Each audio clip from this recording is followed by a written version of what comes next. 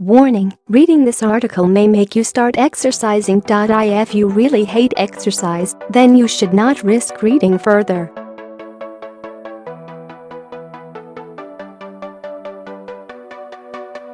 If you do hate it, but wish you didn't, then read on. You may soon feel satisfied with yourself for actually taking care of your body, rather than feeling guilty for not exercising. Here's how to tackle each one of your exercise excuses. Get into action and give your body the attention it craves.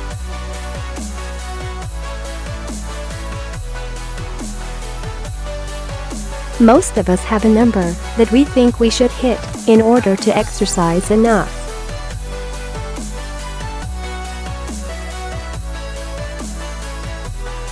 For some people, this is the daily recommended minimum of 30 minutes. For others, it's 45 minutes of weight training plus another 45 minutes of cardio.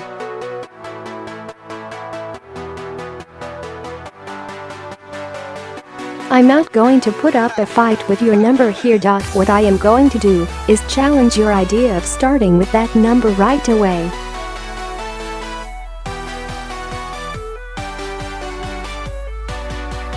You see, even though 30 minutes a day might not seem like a lot, 30 minutes a day for the next 5 years is actually too much for your habitual brain to process.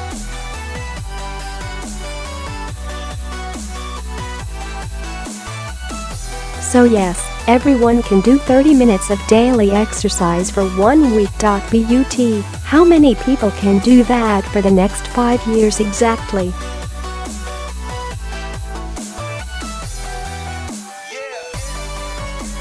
Starting small, like really small, maybe 5 minutes or less, has the advantage of bypassing your brain's fight or flight response, the mechanism that makes you sabotage yourself when you are trying to do something that seems big for too long.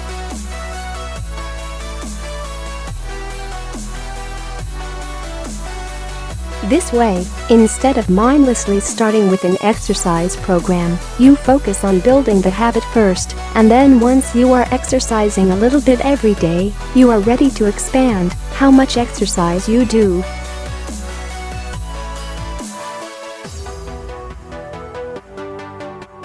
If you have to force yourself to do it, then there is a 90% chance that you are doing it wrong and you will never stick to exercise.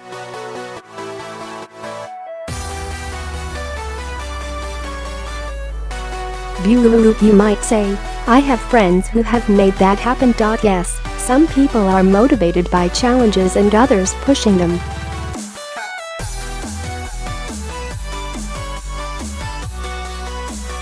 Others hate it. If you are one of the people who hate it, stop trying to change yourself.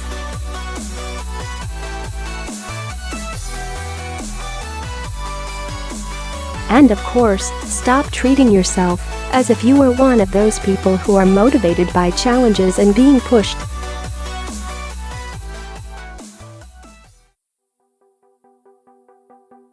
The more you use this approach on yourself, the more you will hate exercise, and of course, the more you won't do it. Instead, change the way you approach exercise.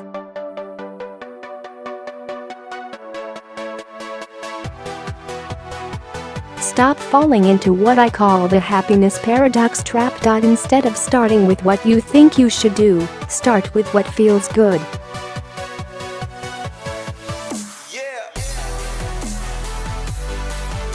This video from Exercise Bliss, a 10-week course that helps you make exercise a daily ritual, shows you what to do. http://www.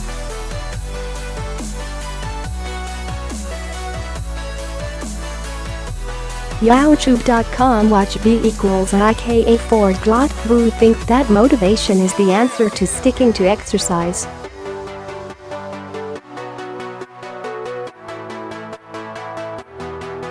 If only we wanted it enough, then we would make it happen. However, that is not true.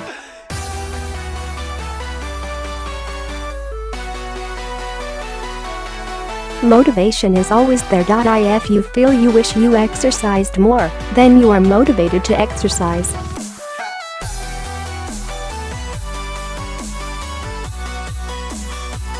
If you are not doing it, it's not because you are not motivated. It's because something stops you.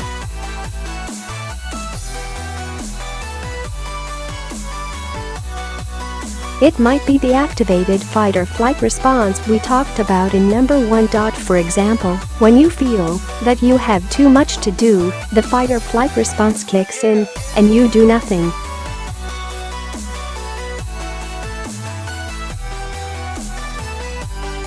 Does this ring a bell? People who have already made exercise a daily ritual don't depend on boosting their motivation to get off the couch and exercise.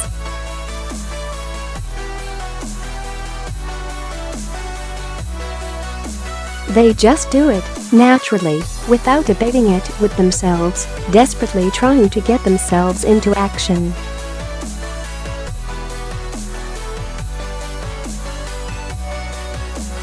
Again, motivation is not the real issue here. It is something else that holds you back.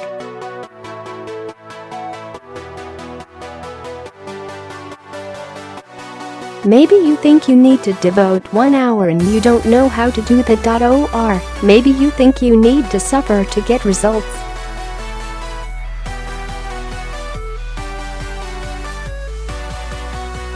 Whatever the real reason is, find it. Only then will you be able to figure out a way to remove the obstacle that is on your way.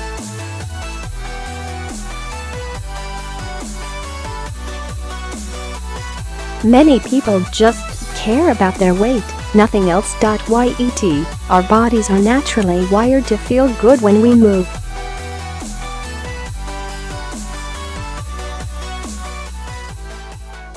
Here is a quick list of the benefits of exercise. Do you still think that exercise won't help you? Maybe you are currently busy.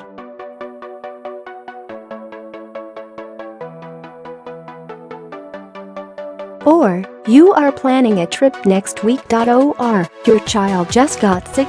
Shouldn't you just wait until you can give exercise 100% of your attention? This rationale once again sounds plausible, but just like the "I don't have time" excuse, is it really true? Is not starting because you are not ready the best thing for you right now? Is neglecting yourself and your body for a few more weeks, months, years a good strategy? Finally, how many months or years will you spend before you get all your ducks in a row? I feel for you.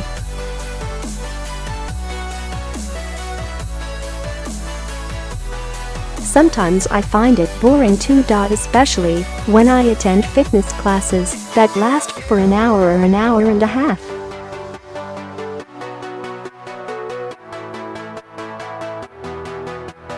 Yet, is really moving your body for 5-10 minutes boring? I could go on and say to find something that you actually like.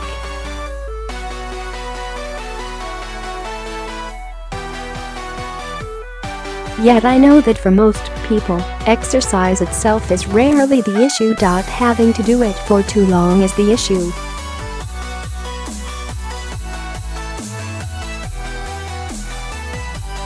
That's why I said that, if 30 minutes are boring, try 5 or 10.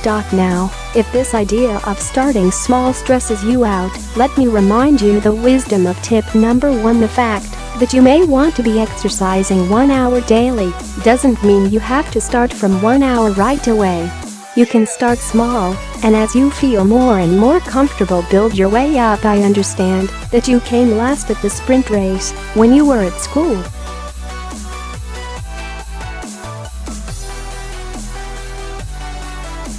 I understand that you may feel embarrassed when you attend fitness classes. Luckily, your past does not need to define your future.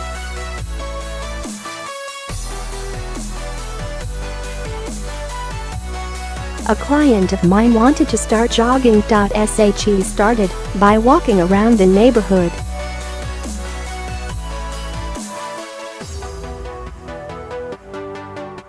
Yet she found out she felt really uncomfortable feeling that her neighbors were watching her.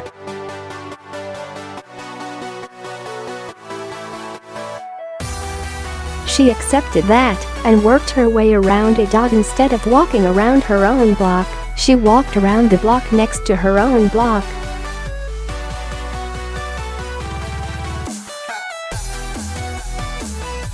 Ta-da! Problem solved. A few months later she was already jogging 2 miles a couple of times a week.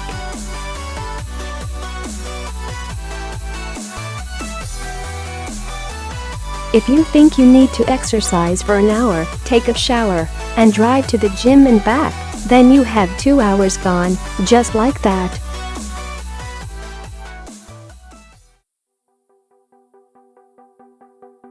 You might like moving your body, but you certainly don't like having to spend all this time working out. Who could blame you? Luckily, exercise that gets you results doesn't have to take all this time in scheduling. Brain Power. Point 1.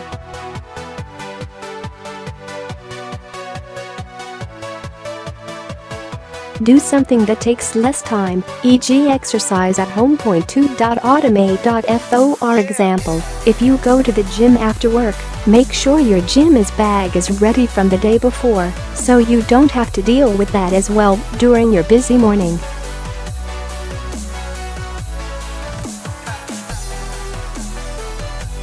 I love this one. Even though we know people busier than us who actually exercise, we keep saying we are busy.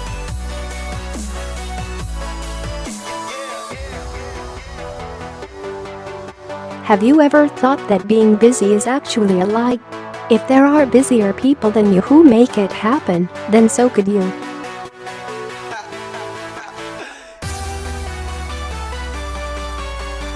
Yet even though we acknowledge that, we still believe that yes, we are too busy to exercise.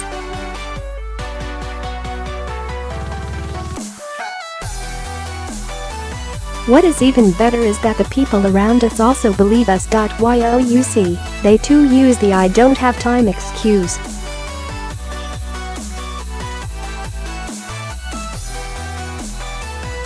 Maybe not for exercise. They may do with cleaning, decluttering, or something else.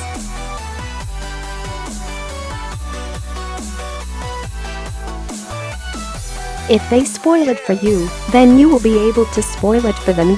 So admit that time is not an issue.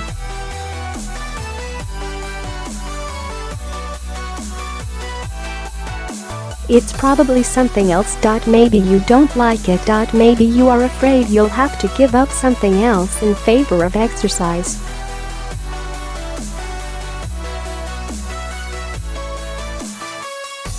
Whatever the real reason, you need to find it if you want to give your body a chance to thrive. Now, you might indeed be worried that exercise will take too much of your time.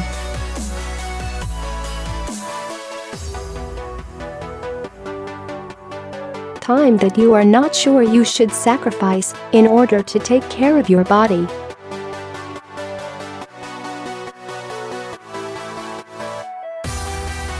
Well, here is what seasoned author Susan Miller of Astrology Zone said about this. And before I go, let me tell you this.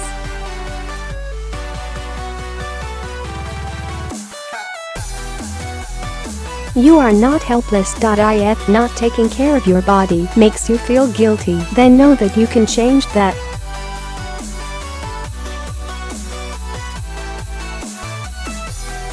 You can become one of those people who exercise regularly and like it. There's even a course that teaches that.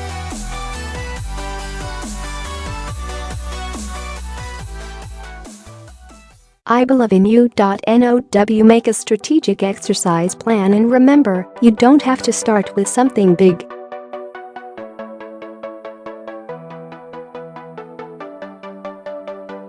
Instead, start with what feels good. That's the best recipe for success.